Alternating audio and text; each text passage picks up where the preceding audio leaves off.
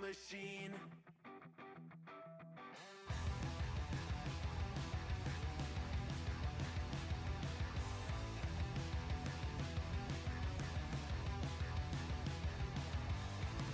I wasn't always just a single shade, a palette full of gray in reverie, and I can burn it brighter than the sun. I have a golden gun inside of me. Don't box me in, don't, or I'll leave. I'd rather be a dreamer, I'd rather be free, I'd rather be a leader, I'd rather be a queen, I'd rather be a singer in a trashy cover band. I'd rather be a closer, I'd rather be clean, I'd rather be a poser in a magazine, I'd rather be pretty much anything else. And if I fall behind, ignoring all the signs, and if I lose the fight, I still rage against the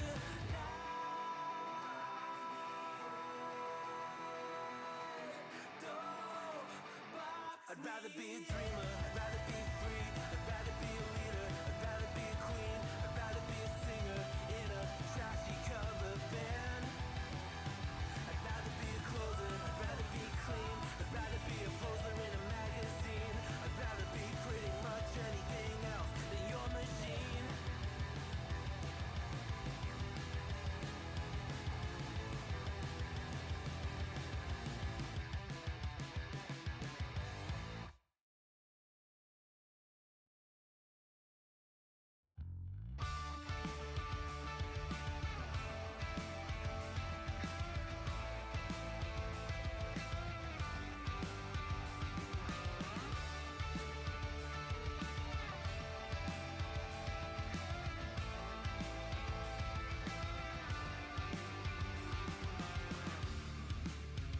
It's plain and simple, dear.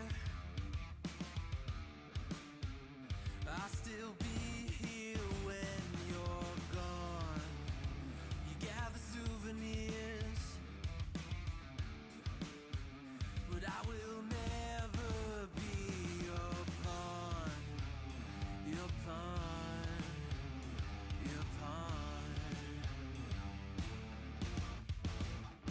My love was in it. Welcome to the Thursday stream. I hope everyone's having an awesome Thursday. It is almost the weekend. It is Friday, Junior folks. Today, we are going to speed run through everything because I got to get out of here very, very quickly. So today's stream is going to be very short, but we'll get through it, folks. We'll get through it.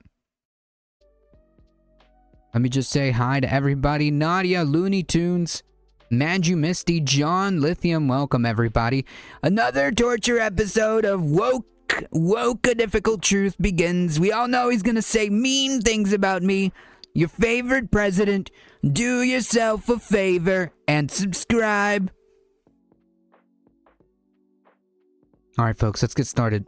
Thank you all for being here. Appreciate your support. You guys are what makes this channel go. I really appreciate all of your support. Please make sure you do all the things. Subscribe.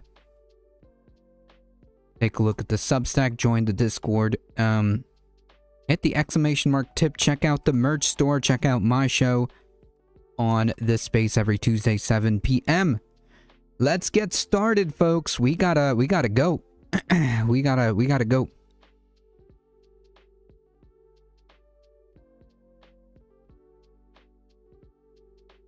We gotta go, folks. Did you see the people reacting to the AI Epstein video where he dresses up like Dracula and goes around visiting and taking selfies of 100 different public figures he's associated with? No. But that seems unnerving. I don't know if that seems disturbing as an AI video. Yeesh. Jeffrey Epstein. So woke, a difficult truth is running away. Bye-bye. How dare he say mean things about me, the woke moralist. Bye-bye. Our own Steve Kornacki is already describing the results as a political earthquake in the Garden State. But as the night went on, the most progressive candidate in the race, Ana Lilia Mejia, had a come-from-behind surge to take the lead over the previous frontrunner, former Cognizant, welcome. If you go any faster, I'll sue for whiplash. Congressman Tom Malinowski. Former Congressman Tom Malinowski has conceded the New Jersey special election. The race attracted nearly $6 million in spending from outside groups, including one super PAC linked to the pro-Israel lobby AIPAC, which spent more than $2 million against Malinowski, longtime supporter of Israel and former recipient of AIPAC donations, after he supported putting conditions on U.S. aid to Israel. But all that money may end up helping Mejia, who has accused Israel of genocide, win the race. Spoiler alert. AIPAC did inadvertently help their biggest adversary win the race, because even though it was still too close to call days after the election took place, Malinowski did finally concede on Tuesday. So I never thought that I would say this, but thank you, AIPAC. They thought that an establishment Democrat was a shoo-in and decided to try to punish one for not being pro-Israel enough in a desperate attempt to boost Tahisha Way, who was their preferred choice. But in doing so, they ended up sowing the seeds of their own destruction. But they say that they're totally not mad, guys. And as the Times of Israel reports, United Democracy Project, which is the PAC that's affiliated with AIPAC, suggests that they do it again. Well, by all means, you go right ahead and do that, AIPAC. Don't threaten us with too good of a time. But the best part is the way that they attacked him. Quote, AIPAC pummeled Malinowski with $2.3 million in negative ads, but... Fantastic stuff. Bruno, welcome. If your last name is Karnacki, you're obliged to introduce yourself as the magnificent Karnacki. True. Not about Israel. Oh, shocker. Instead, the ads tarred him from a progressive angle. One emphasized his vote on a 2019 bill that included increased funding for ICE, the Immigration Enforcement Agency. So they didn't just help tank the establishment Democrat. They proved our point for us by demonstrating that being a fence-sitting centrist is actually a political liability for Democrats. Yep. Masterful fucking gambit, AIPAC. My hat goes off to you, truly. And I gotta say, you love to see it, folks. We briefly talked about it the other stream. I think it was the day before. This is a better kind of synopsis. Welcome to Polymarket Studios. Happy to see them harden their position on Israel now that Democrats are finally starting to realize that they can't expect to get elected if they unapologetically support a country doing a genocide. And even though Malinowski's performatively softer stance on Israel was still woefully inadequate, nonetheless, it's a sign that AIPAC's influence is indeed waning, which is encouraging to see. And the more AIPAC hardens their stance and demands unconditional support for Israel from Democrats, the faster they become completely irrelevant. The savvier Democrats already see the writing on the wall, and they realize that the times have changed. Democratic Party voters are paying close attention to who's funding these campaigns, not to mention AIPAC's no longer the only game in town. AIPAC Tracker is far more influential on social media than AIPAC, and also the pro-Palestinian PALPAC, which stands for Peace, Accountability, and Leadership. They just launched on Wednesday to counter AIPAC's influence in Congress. And I can assure you, AIPAC sees what we're all seeing too. They might be evil, but they're not stupid. And that's all the more reason why they feel so inclined to punish everyone who doesn't toe the line, including their own puppets. Because any slippage in support whatsoever, and even the most small concessions, could lead to the dam bursting open. Because if one Democrat does it, then another might do it, and they can't have that. But like it or not, we are entering an entirely new era where Democrats are actually forced to choose between supporting Israel and winning, whether they like it or not. It really is a zero-sum game. If you support a country that is committing a genocide, 3 strikes, you're out. Period. Israel is in the process of de facto annexation of the entire West Bank as we speak, and a horrifying new analysis confirms that Israel, quote, evaporated more than 2,800 Palestinians with thermal and thermobaric weapons, which generates heat so intense they leave behind almost no detectable human remains other than bloodstains or pieces of flesh. And I can fucking assure you that any support that is wild. That is deeply disgusting. Broadcasting live from the F Polymarket studios.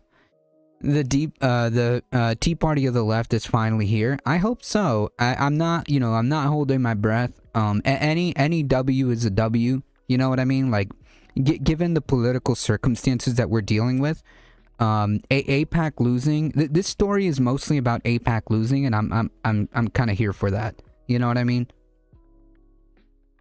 For a country I'm doing good with that. This is not going to be tolerated by Democratic Party voters going forward. So to the chagrin of AIPAC, Democrats really do have no choice. They either adapt to this new reality or they fucking die out.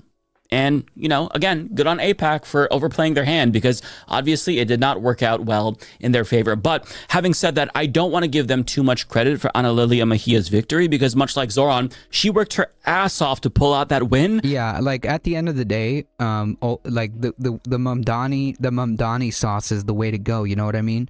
That's how you win. You have to build a working class coalition that speaks to working class people about working class issues. And she was underestimated by virtually everyone at every step of the way, in the same way that Zoran Mamdani was underestimated by everybody. Nobody expected her to win. In fact, I hadn't even heard of her until last Thursday when super chatters on Leftist Mafia were asking me about her race. But with each passing day, it's becoming increasingly clear that New Jersey really is about to send their own version of Zoran Mamdani to Congress soon. And I'm growing more impressed. Do we really even want a Tea Party of the left, though? Well, I guess like the concept, the analogy is a insurgent progressive movement to essentially push out or take over the establishment Democrats, the neoliberal corporate Democrats. That's essentially what they're describing, what Bruno is describing. And hey, that is a strategy. It shouldn't be the only one, but it is a strategy. It's simple. Just vote anti-death. Yep. Sarah's welcome. Every single time I learn something new about her, so much so that I think there's an argument to be made, and this is a stretch, but bear with me, that she might actually be better than Zoran Mamdani, which is a high bar to clear for elected officials, but she's made it abundantly clear that she is not fucking around, not with fascists, and also not with corporate Democrats, because she's already calling out the Democratic Party's failed leadership, and this is something that you don't really see from newly elected Democrats, regardless if they're progressive or not. As Axios reports, she's refusing to commit to voting for Hakeem Jeffries as Speaker in the event Democrats take back the House. And it seems like the feeling is mutual, because she says that he hasn't even called her to congratulate her yet. But on top of that, she also has criticized leadership's approach. Andrew Heat, how's it going? Yes, more of this, please. I agree. Calendar of Axios writes, Mejia told Axios that the 10 ICE reforms Jeffries and Senator Chuck Schumer proposed last week felt like a step in the right direction, but that some of these feel like redundant requests. Quote, I worry that when we put them forward as demands, when they are in fact already points that we have already secured as rights, that we almost normalize the administration's failure to meet the law. Folks, for those of you that are pouring in, today's stream is going to be very short. We're just going to try to get through all the headlines as quickly as possible and get out of here pretty soon. law, she said. Asked about Jeffries' leadership more broadly, Mejia told Axios that when Democrats try to meet Trump in the middle, you're kind of falling into this trap of accepting egregious behavior because it seems like it's halfway to where they're at when they're all the way to crazy. Quote, I think it would serve us as Democrats to realize that we can't meet them in the middle, she said. And this is why I am so impressed by her, because she is willing to call out the obvious weaknesses in the Democratic Party's leadership when everybody else is too afraid to speak up. Yeah. And just to give you one example, really to piggyback off of her example, so in the battle over DHS funding, one of Schumer and Jeffries' demands is that it's kind of like it's kind of like exactly what needs to be happening across the board. Okay, like again, just because one person like her got elected to Congress doesn't mean that like the problem is solved. Okay, it's just one avenue of attack. It is just one avenue of attack. And I'm here for it, and I hope that more people like this get elected to Congress, because it's true. The leadership right now is garbage. And again, if the Democrats win across the board, it doesn't mean that the problem is solved. We still have to deal with the Democrats. You know what I mean? Because at the end of the day, they serve capital too. I think the stream froze. Oh, my bad. I don't know. It looks like it's okay on my end. Mimo, thank you for the follow. Yeah, 6'7". Look, I'm older than the meme, so I don't get it, but 6'7".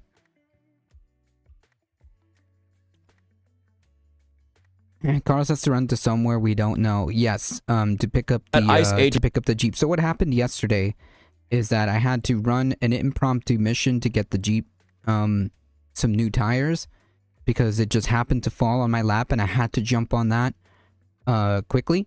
So I kind of had to just like run straight out of work, so I couldn't stream. And today I have to go pick up the Jeep. So that's where we're at. Only enter a home if they have a judicial warrant. But that's already illegal. In fact, it's codified in the Fourth Amendment to the U.S. Constitution. So if the Constitution isn't compelling them to follow the law, what makes them think that some toothless new regulation would compel them to follow the law all of a sudden? It doesn't make any sense. Like, I would say that it's naive, but we all know that Jeffries and Schumer are both doing the bare minimum to get us off of their backs and make it look like they're fighting. But I feel like if one of your demands is that the regime in power follow the law, you've kind of already lost the battle. So I'm really thankful. Right. So because that kind of should be like the baseline, right? Like, what do you mean that one of the concessions has to be that you follow the law? Wait, so do laws just not exist? Like, is no one going to jail? Like, that's not acceptable, right? Just to be clear, like, I agree, okay, that the administration needs to be held to account, and I agree that Congress as a body, as a co-equal branch of government, should be enforcing their power to check the executive branch, and they should be using their power as the legislative branch to, I don't know, legislate, presumably. But that's not happening. And to say that like the bare minimum should be that the administration follows the law, then yeah, Mike is right. You're kind of cooked at that point. You're kind of cooked at that point. Crime needs to be outlawed. Yeah, exactly. Exactly the argument here. Crime. There are criminals doing crimes, and those should be illegal. Oh well, thanks, Chuck. I'm glad. It was for me. Hopefully it's okay. Just hit the refresh button. That Mejia seems to be okay on my end. Making this point because part of the reason why things are so bad right now in the first place is because we have an opposition party that is utterly feckless. And Mejia's criticism of Jeffries is part of the reason why I think you can argue she might actually be better than Zohran Mamdani. Maybe we're looking at Mamdani 2.0, because remember, Mamdani intervened to stop Chaya Alsay from primarying Hakeem Jeffries from the left, even though he's not going to be directly working with Hakeem Jeffries as the mayor of New York City. Now, I can rationalize him endorsing Catherine Hochul because, you know, he's going to work with her to get his agenda passed. That makes sense. But he could have just said nothing if he didn't want to start a war with Jeffries. That would have made sense to me. But Ana Lilia Mejia is very much different. She is going to be working with Hakeem Jeffries every single day. Nonetheless, she still chose to speak out, even though that's probably going to make things awkward between her and Hakeem. And I really respect that. And to be clear, I'm not making this... And that's okay, right? Like, that's okay. I think that people need to see that. Yeah, crimes are illegal. Who would have thunk? Congress can't enforce its own legislation. No, I'm saying that they should legislate. That's the job of the executive. If the executive fails, Congress can defund or impeach. Right, but the legislative isn't doing that. My argument is that they should be doing that, but they're not. And just saying, you know, and just hand-wringing and saying that, oh, well, crimes are illegal activities. Illegal activities are happening. Well, do your jobs then, right? Like, isn't Congress, like, ideally, right, supposedly, as far as I understand the Constitution, Congress is supposed to be a check on the executive by being able to do that, by being able to drag people in and say, hey, what's going on here, and launch investigations and impeach. And they can refer things to the Department of Justice for further inquiry. They can do all those things. They have in the past. Somehow the most important part of my grocery order didn't have a cart, so I had to order again and spend $12 on 3 packs of lentils. I have no cars. Having no car sucks where I live. Yeesh, that's rough. Although no shade to people who like lentils, but that can't be me. Point to shit on Mamdani. In fact, I've actually been thoroughly impressed by him so far, but I'm making this point to highlight how special Mahia is. Like, she is a diamond in the rough. She's another Mamdani. And I want to demonstrate how she is already willing to take risks to move the ball forward, which I think is really awesome to see. Now, look, to be clear, we've seen this before where newly elected Democrats talk tough and then ultimately fall in line because once they get to Congress, they realize, oh, there's no leadership alternative to vote for.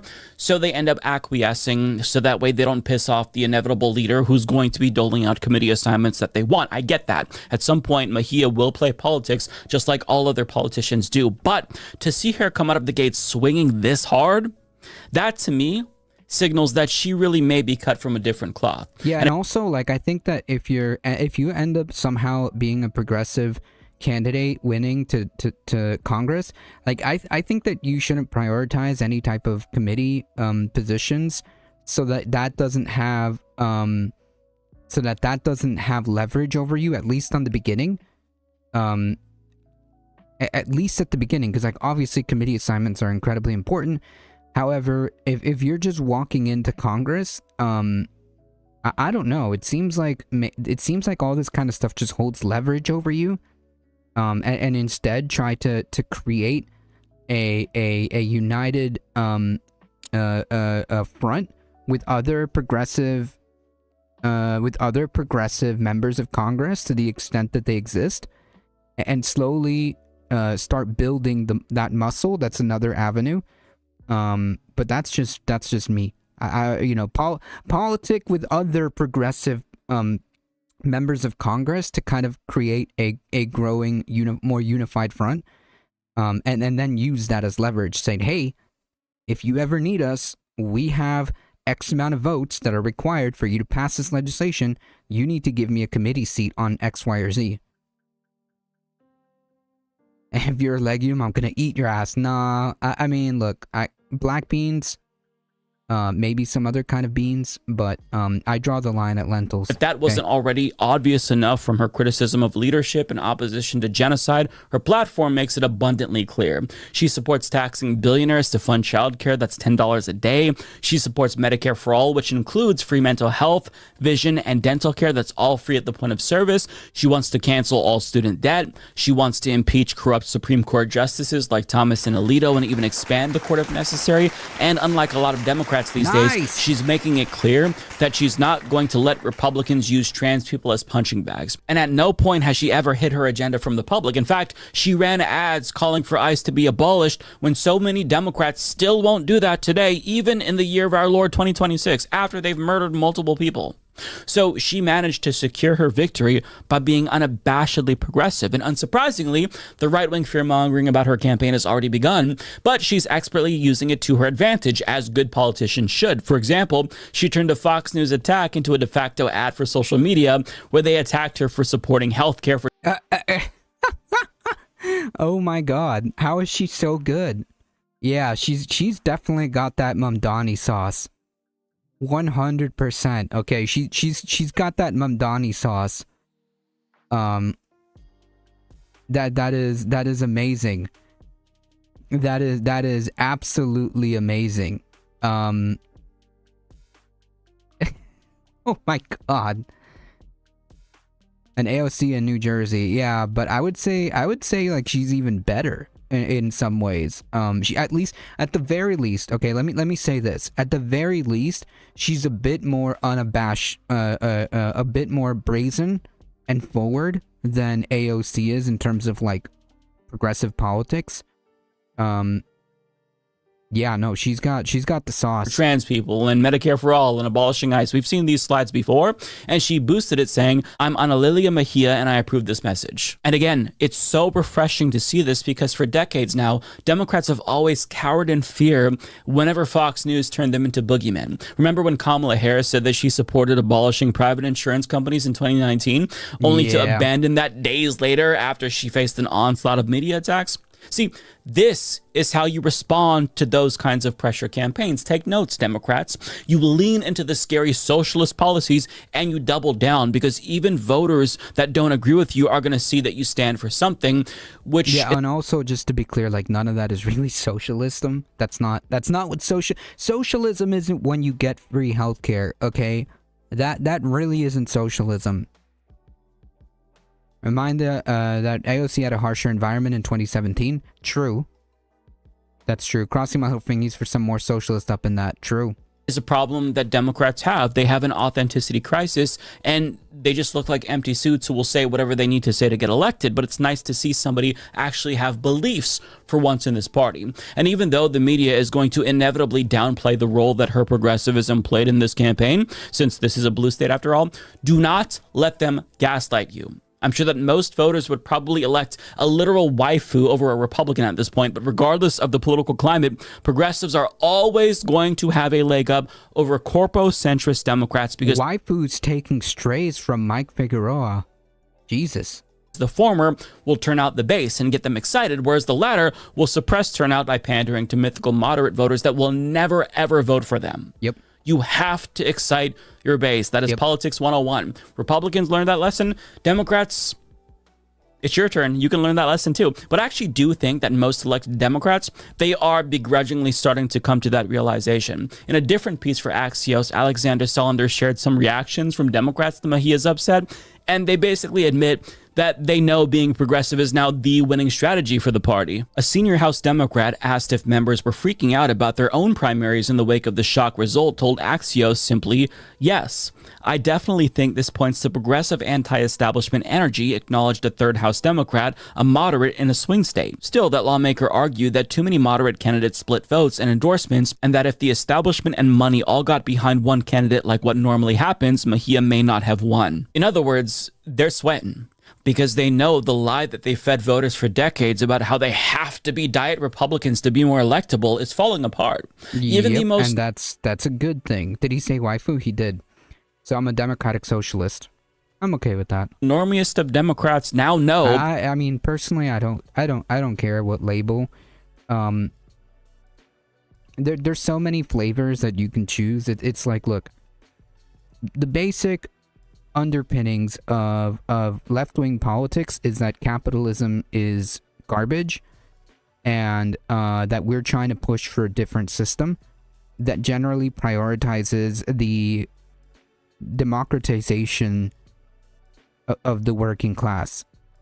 That they were fed that line of horseshit to justify them selling out to large multinational corporations. They tried to frame their corporate neoliberalism as some high-minded electability strategy and just a more pragmatic form of politics in general, even though they were hemorrhaging support because of it. But now the jig is up, and they know that that is indeed the case, and it is scaring the shit out of them because they're well aware of the fact that every single vote that they cast in Congress and every single dollar they take is going to be hyper-scrutinized by voters. Good. And you know, they can bitch and moan about purity tests all they want, and I'm sure that they will, but it's not going to change the fact that voters finally see the game that's being played and they're done with it. And I even still think the ultimate goal is to replace capitalism with a socialist democracy. Then you're on the though left. Mejia Congratulations. still is going to have to face off against her Republican opponent in the general election on April 16th, there is a very, very, very high chance that she's going to win. I'd say it's overwhelmingly likely. And I think that, you know, even if AIPAC and centrist Democrats intervene to rat fuck the election and boost her Republican opponent, she's still going to win, because this is a pretty blue district. So even though I'm a little late to the party on this particular race, I still wanted to take some time to talk about it, because I think it's really important to cherish moments like this, because obviously we don't get them too often. And the best part is that this might not be the only surprise victory that we get. There may be other Mejias and Mamdanis out there that I hope so, because like this kind of formula, if you want to win elections, okay, this is the formula, right? This is it. If you're running as a left-wing candidate, then you need to be unapologetically a left-wing candidate,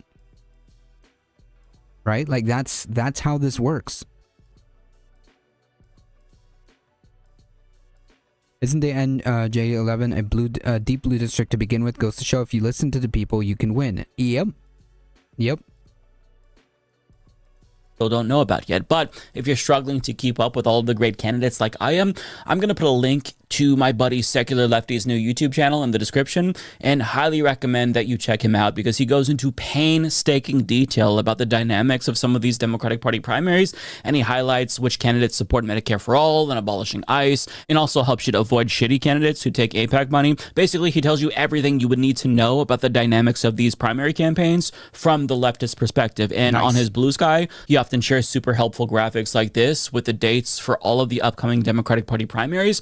And he showed me a giant spreadsheet that he made with all of the information that he put together, and I was blown away by the amount of detail. Like, he's not getting paid for this, by the way. He still has a full-time job, but this is just a passion project of his, and he desperately wants to get rid of all of the corpo Democrats in Congress. So definitely go subscribe to him on YouTube and tell him that I sent you, because he's doing a thankless job, and I think that good work needs to be rewarded. And also, it definitely make his day. So go subscribe to him. But Mejia's victory, it did make it more apparent to me that I should try to follow these races a little closer, as hard as it may be with everything going on, because I don't want to learn about one of these races after the fact and think that we could have given a particular candidate a little boost that they needed to cross the finish line. So Mejia's win is definitely a cause for celebration, but it's also a reminder that these races are sometimes super close. And if a strong left-wing candidate is running in your district, you should definitely not sleep on them. Don't get me wrong, like, it feels good to see a pleasant surprise, but it'd feel even better knowing that you contributed to their victory. And we'll leave that there. Do yourself a favor. Seriously, that's pretty awesome. Super happy about that. All right, folks, we're gonna speed run through these last headlines here, because these are important, and I didn't really want to miss out a stream for this. So let's get through it. The EPA reverses long-standing climate change findings, stripping its own ability to regulate emissions. So that's the thing. President Trump announced today that the EPA is rescinding the legal finding that it's relied on for nearly 2 decades to limit the heat-trapping pollution that spews from vehicle tailpipes, oil refineries, and factories. We kind of talked about this the other time, but oh wait, actually I think that was not yesterday, but the day before. So I'll talk about it here, because I did this segment on this space, so I don't think I talked about it here. The repeal of this landmark determination, known as the endangerment finding, will upend most U.S. policies aimed at curbing climate change. The finding, which the EPA issued in 2009, said that global warming caused by greenhouse gases, or like CO2 and methane, endangers the health and welfare of current and future generations, which it does. This is demonstrably true. The fossil fuel companies know this 100%. They knew about this. Sorry I'm late, it's all good. Arguing with liberals. Well, unfortunately today is a short stream day, but I'm sure that you can just rewind and catch up in the YouTube. We're officially terminating the so-called endangerment finding, a, quote, disastrous Obama-era policy, Trump said in a news conference on Thursday. This determination had no basis in fact, none whatsoever. That's literally not true. That's literally not true. That is some 1984, that is some 1984 thing, right there. This is not true. It was based in literally decades of science. It's based on decades of science. We know this. We know what CO2 does. We know what methane does. We know what the greenhouse effect is. We know how global warming has shifted and destabilized our systems, our biosystems, from the polar vortex to ecosystems, everything. We've known this for decades. Yeah, this one's really bad. So again, I don't know if this one's the one that I did on this space or if I talked about it on Monday before. But regardless, I'm putting it out there again for that very reason. Save America Act just passed the House. Yikes. We'll monitor that one. Thank you, Derry Bennett. Thank you. We'll monitor that one. We might need to talk about it on Monday. If it does end up passing the Senate, that is a problem. We'll keep an eye on that one. Repealing that has worse effects than climate change itself. People literally die from air poisoning. Yeah, that's literally the argument, because it's also true, by the way. That is also true. It's not just about the climate crisis, but also just like it has effects on people's health, and that also has negative externalities. If you have people getting sick that they can't work, the healthcare costs go up because you have to treat people that are sick from air pollution. So I mean, this all has like domino effects. It's not just the, quote, environment, but it's kind of like it's kind of a non-issue, because it's all the environment, right? All of this has to do with the environment, because as it turns out, we live in the environment. But anyways, and it had no basis in law. On the contrary, over generations, fossil fuels have saved millions of lives and lifted billions of people out of poverty all over the world. Jesus, thank you, Dr. Peterson. Major environmental groups have disputed the administration's stance on the endangerment finding and have been preparing to sue in response to the appeal. So yeah, this is just not true. This is fabricated. This is literally fabricated. Major environmental groups, and let's say like, okay, maybe at the beginning, but that's not what's happening now, and the accumulation of fossil fuels has turned that. The accumulation of fossil fuels is not saving millions of lives anymore, assuming that this is even true. You can't, it just doesn't work that way. Big surprise from Zeldin's EPA, Trump bootlicker extraordinaire. Yep. Also water and food poisoning. Yes, that's also true. That claim is a lie. Yeah, I'm just saying that, like, even if that was the case at the beginning, this is not the case at all now. And the accumulation, we know what the greenhouse effect is. We learned this in like grade school. Anyways, yeah, millions of people have died in India from pollution. Major environmental groups have disputed the administration's stance and have been preparing to sue. The endangerment finding underpinned the EPA's ability to regulate greenhouse gas pollution from vehicles. Come back. And power plants to mandate that companies report their emissions. It required the federal government to take action on the climate under the Clean Air Act. The Supreme Court decided in 2007 that the EPA had the authority to regulate heat trapping greenhouse gases, and acknowledged that harms associated with climate change are serious and well recognized, which led to the creation of the endangerment finding 2 years later. And that's kind of where we're at with this one.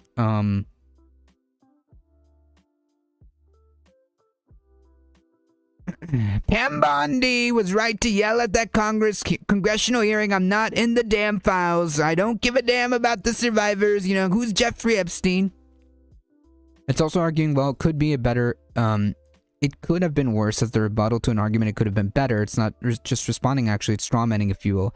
The point isn't this is the worst possible way ever you could produce energy. The point is, even if isn't even it was the worst possible way then, the point is much humbler. Now it is clearly worse than existing alternatives, but again, debating with a bad faith opposition. Yep, I agree. Literally a less than pointless exercise, actively waste of time. I agree. This is why I don't really debate climate change denial. There's no point. It's like arguing with a flat earther. It's the same thing. And more coal, more clean coal. Yeah, coal is not clean. Trump named undisputed champion of beautiful clean coal by industry group. Man, fantastic. Donald Trump was crowned the undisputed champion of beautiful clean coal during a White House ceremony, of course, Wednesday, during which the president received a trophy. Oh, man, we just got to make up these participation awards for the president. Yeah, we just got to debunk for the naive of good faith spectators who might otherwise fall into the trap. That, in my opinion, is worthwhile. I agree. We're still talking the facts. It is the dirtiest form of energy available. Yep. That's right. There's no such thing as clean coal. After ordering the Defense Department to purchase billions of dollars worth of power from coal plants, the award was reportedly granted by the Washington Coal Club, an advocacy group with financial ties to the coal industry. I mean, I think that's pretty much all we need from this, right? Of course. Several Republican lawmakers and cabinet members also attended the ceremony, including EPA Administrator Lee Zeldin and Secretary of Interior Doug Burgum, who are both staunch coal advocates. Yeah.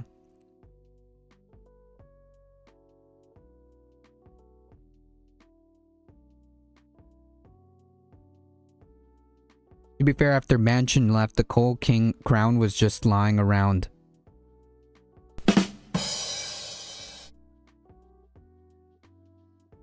That's right. All we can do individually without control of state-dictated educational policy to attempt to counter their propaganda. Yep.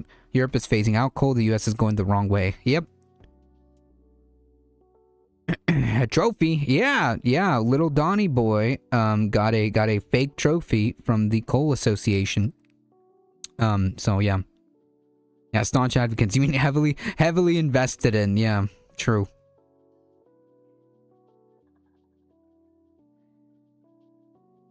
So good stuff happening in the US of A. Such a cancer's political culture and culture generally. Yep. We're doing great, folks. We're doing great. Hey, isn't the military like one of the biggest emitters? Yeah. Yeah, that's great. Incidentally, didn't the military also recognize the dangers of the climate crisis? Yeah. They did. Like, God, such cancer's political culture and culture generally, like, there's some effing moral principle to use of coal per se. I mean, like, it's very limited, right? Like, it's very limited. I can't imagine the incident where it would be fine, because at the end of the day, the wealthy countries around the planet have the responsibility. They're the ones that made this mess. Morally, they're responsible for helping other countries develop green energy and expand green energy. So yeah, there's just like, it's just wild. Coal has larger emissions than fuel. Yes, it's really bad.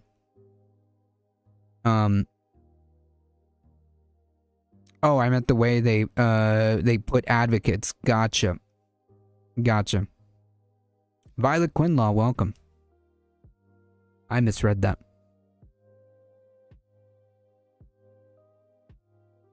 Like, it's not like the coal is effing sentient.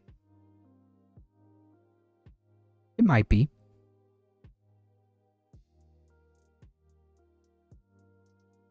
Like, there's a moral rights issue of not using the coal. Yeah, I got you. Read the craziest export chart I think I've ever seen. What do you mean? A judge blocked Pete Hegseth's censure of Senator Mark Kelly over the troop video for now. So a small lowercase w.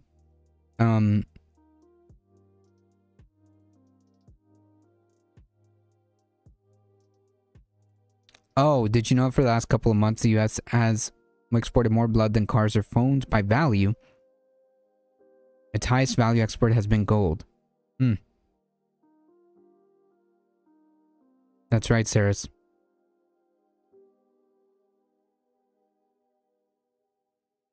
As if there could be any reason for their strong advocacy other than personal investment. Because otherwise, they shouldn't it just be like a purely unemotional question of numbers? What produces energy at the least cost, including environmental? Yeah, which obviously the answer would be renewables. Correct. A federal judge on Thursday barred Defense Secretary Pete Hegseth from censuring Mark Kelly over the Arizona Democrats' participation in a video, reminding American military service members of their right to refuse illegal orders. Judge Rich Leon's order in the U.S. District Court of Washington, D.C. also blocked Hegseth for now from reducing Kelly's U.S. Navy rank and retirement pay as punishment for the role in the video. Clearly, this is retaliation. Not that I care particularly about Mark Kelly. But the point being is that he is weaponizing the Justice Department against his perceived political opponents, and it is nice to see that it's not going as planned.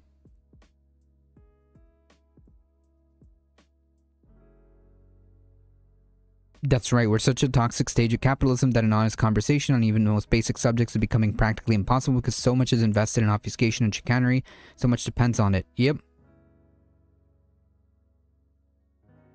Yeah. Essentially, it is the lead up to the inevitable collapse of capitalism.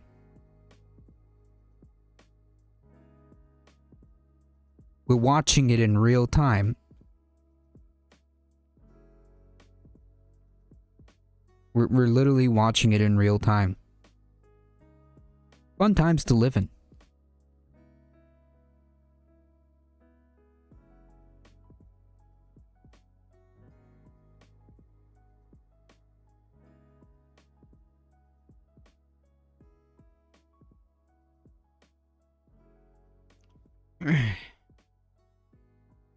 All right, folks. I know this was a short stream, but I gotta get going to pick up the Jeep. Thank you all for being here. Thank you for your support. You guys are what makes this channel go. Thank you, and thank you, Heat, for modding the chat. I appreciate all of you guys. Thank you to the YouTube crew. Thank you to the Twitch crew. Thank you to the new follows. Welcome, everybody. Sorry this was a bit of a short stream, but thank you all for being here.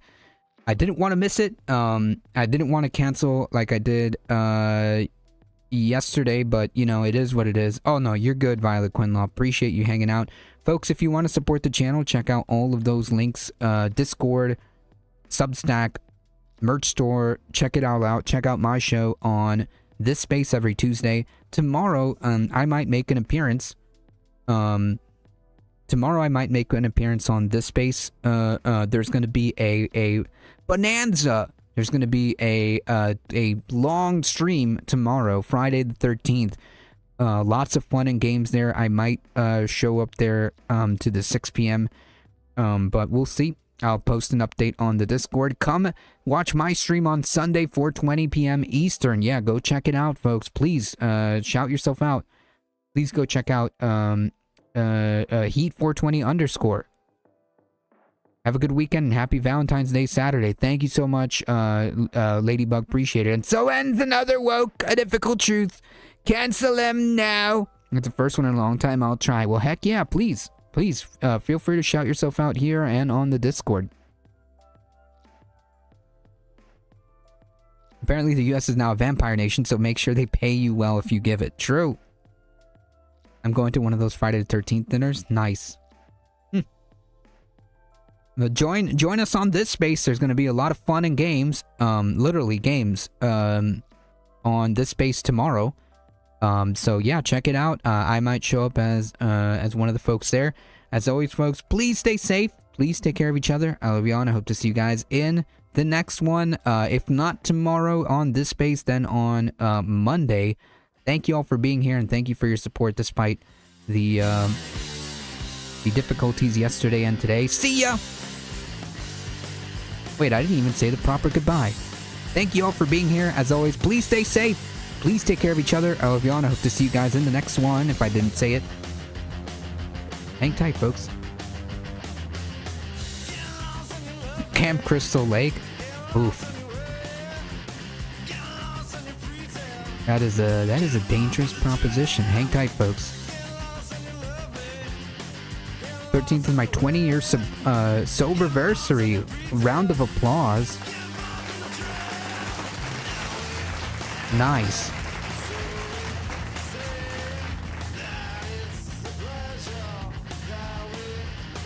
Hang tight, folks.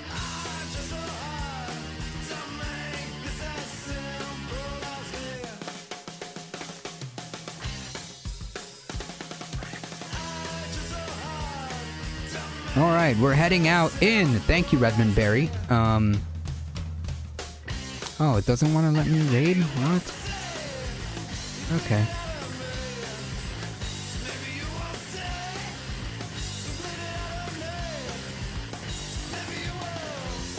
That's fine. We'll go here.